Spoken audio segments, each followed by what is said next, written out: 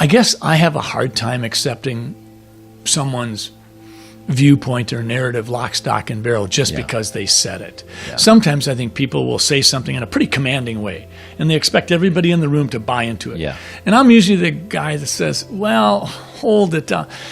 I don't quite get that. And that's really what happened on April 3rd, a Friday, when I received a communication from the Minnesota Department of Health regarding how to complete death certificates. Mm-hmm. I was flying along, seeing patients running behind, and I was trying to do emails, and I saw this email. I was about to delete it because I get a lot of emails, and this one looked like another boring email. And then I saw it said Department of Health, and it said something about vital statistics.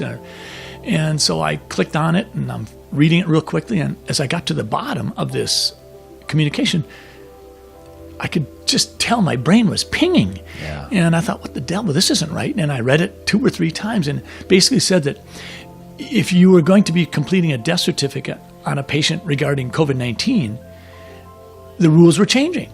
And I was being coached to go ahead and put down COVID-19 as the cause of death, even if I hadn't tested for it, even if I hadn't thought about testing for it. If I could assume that COVID-19 was the cause or that it was a contributing cause, I could put it down as a cause of death, the cause of death. And traditionally, over the last 35, 40 years, when I've done death certificates, this is always an exercise, if you will, in sort of a precision-based sequence of causation.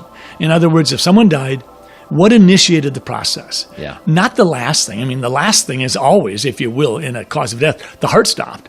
Well, you can't put cardiac arrest for every death certificate. Right. You're supposed to go back to the initiating cause. So if someone's got congestive heart failure, maybe it all started with a heart attack when they were 55. Mm-hmm. And then by the time they were 65, they had congestive heart failure. And by the time they were 70, they were having increasing shortness of breath. And it got so bad that we knew they were going to die from it. And the patient didn't want to have aggressive treatment. So the patient asked, could I go on hospice so that we can sort of pivot away from the typical Western medicine, aggressive, keep doing tests and all that.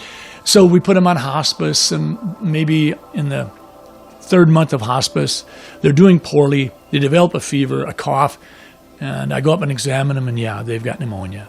And so now they've got congestive heart failure from an initial heart attack, and now they've developed pneumonia.